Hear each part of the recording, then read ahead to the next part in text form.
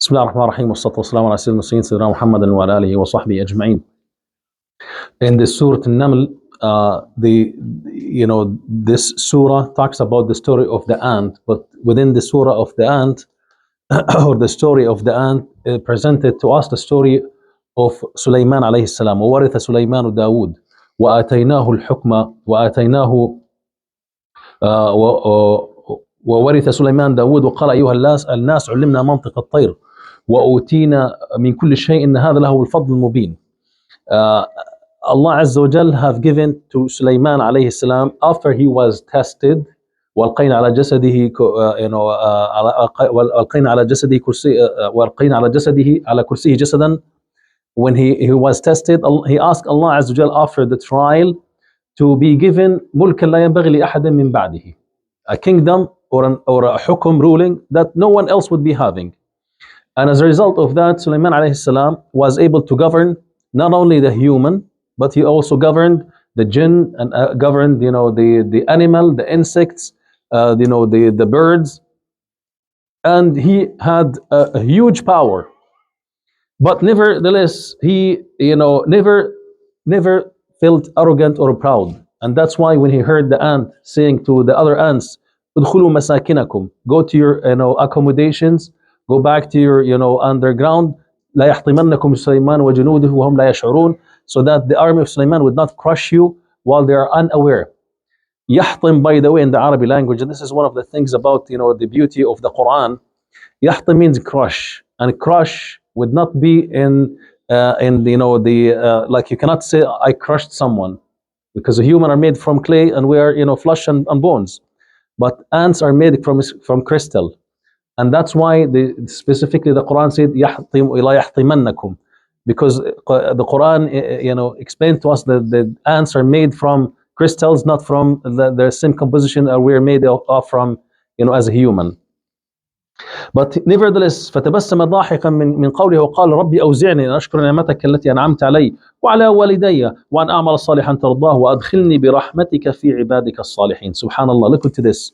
His power, his authority did not make him arrogant, but he was rather very humble, and he referred that back to Allah Azza wa Jal.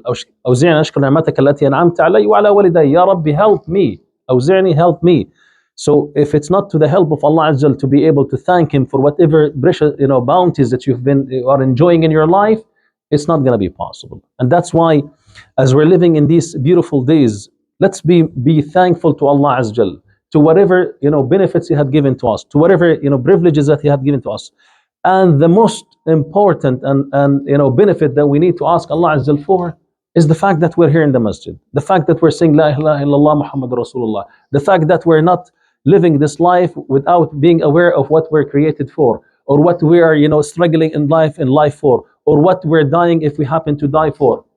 This is what's happening. There are wars happening on this earth, and there are people who are going, who are dying as a result of these wars.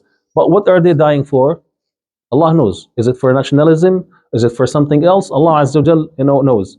But when someone, who is believer and believing in Allah Azza wa Jal, like your brothers and sisters who are standing in the Masjid Al-Aqsa right now, who are standing and, firmly shouting, Labbayka ya Aqsa. To you, we're responding to you, ya Aqsa. They're standing against the blotting of the Israeli government, the apartheid regime, to hijack and the Al-Masjid Al-Aqsa. They're trying to divide now Al-Masjid Al-Aqsa between Muslims and Jews, which is a purely a Muslim shrine according to the international laws and according to the history, because Sulaiman and Dawood alayhim as-salam were able to rule for 70 years, and after that, whatever Sulaiman have established, the temple of Sulaiman was demolished by Roman Empire, and then after that by the Persian Empire. Nothing was left from from the what Sulaiman have established. And throughout the history, land of Palestine has been a Muslim land. That's why Ibrahim alayhi salam, when he migrated from Iraq, when he إني ذاهب إلى ربي سيهدين, he went to Palestine. Why he went to Palestine and he settled in Hebron? Because there was a muwahhid ruler in Palestine, and he gave him, as a result, when he knew that he is a prophet of Allah Azza Jal, he gave him a piece of land to settle in, and that's called Hebron, or Al Khalil, as we know it.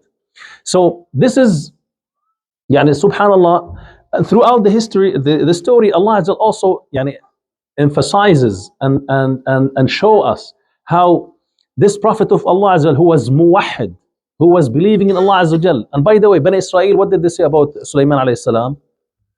وَمَا كَفَرَ سُلَيْمَانَ وَلَكِنَّ الشَّيَاطِينَ كَفَرُوا. They used to call him, kafir, magician. That's what Bani Israel used to call it. This is mentioned in the Quran, Surah Al-Baqarah. وَمَا كَفَرَ سُلَيْمَانَ وَلَكِنَّ الشَّيَاطِينَ كَفَرُوا يُعَلِّمُونَ النَّاسَ السِّحْرَ وَمَا أُنزِلَ عَلَى الْمَلَكَيْنِ بِبَابِلَ هَارُوتَ وَمَارُوتَ. So they used to call him a magician. They used to call him, and we know that the magicians or those who believe in magical and black magic, they're kafir. And, in a nutshell, to move forward in the story of Saba, when the bird went in and was missing from the army of Al-Hudhud, when he was missing from the army of Soleiman. He said, "Where's the Hudhud? Why he was not present in the march of the army?" And then he later informed him that I went to Yemen and I found people worshiping, the sun. Allah ya'budun Allah. Why are they worshiping the sun and they're not worshiping Allah Azza wa Jal? And then eventually, when he inquired, then he said to him, "We'll find out what you said is true or not." And he sent the message to the king, to the queen of Saba. And then when the messenger came back to him, he said, "أيكم يأتون بعرشها قبل أن يأتوني مسلمين." Who from al-Mala, those who are around, the Sulaiman alayhi salam, who can bring the throne of the queen before they come to me? Now, why? Because at the tradition of that time, if you have the throne of the king or the queen, this is it. They lost the battle. So قال عفريت من الجن أنا آتيك به قبل أن تقوم من مقامك هذا وإني عليه لحفيظ أمين. One of the jinn, the strongest and most powerful jinn from the army of Sulaiman said, "Give me the chance, from the time you sit in your majlis until you finish, you go home, which is like 9 to 5. How many that? 8 hours." So he said, I'll get it for you within 8 hours. وَإِنِّي عَلَيْهِ لَقَوِيٌّ أَمِينٌ. I will protect it and make sure that nothing is missing from it. قال الذي أوتي العلم قال الذي عنده علم من الكتاب. And then the one who has the knowledge of the book said, أنا آتيك به قبل أن يرتد طرفك. Now, when you're looking down and you're looking up, how long did it take you to see the reflection of the speed of light? And that's how did it take the person who has the knowledge. Subhanallah. When it comes to Allah's power, there is no limit. And this is again getting us to two things. First one, قال الذي عنده علم من الكتاب. The person who has the knowledge. And this is a call for my younger brothers and sisters. Seek the knowledge. This is Allah honored, Sulaiman for the knowledge. He honored this, this righteous man at the time of Sulaiman for the knowledge. Seeking the knowledge is important. The knowledge of the deen as well as the knowledge of the dunya. Because right now the Muslim Ummah is way behind because we lack, we did not take by the asbab of the dunya to be able to serve the deen of Allah Azza wa Jal. And this also tells us what power and abilities the jinn has. There are creations of Allah Azza wa Jal. Yes, indeed, Allah Azza wa Jal have given them certain power different than a human, but eventually at the end, they are creations of Allah Azza wa Jal. And when you seek refuge by Allah Azza wa Jal from the evil temptations of the bad jinn, Allah Azza wa Jal will give you the protection. And that's why to those who might be falling into the traps of black magic or might be having the black eye or might be having issues in their life, the best way to deal with these issues is turning back to Allah Azza wa Jal. Seek refuge by Allah. Allah Azza wa Jal is the most powerful and He is the mighty, and all the creations are under His own control.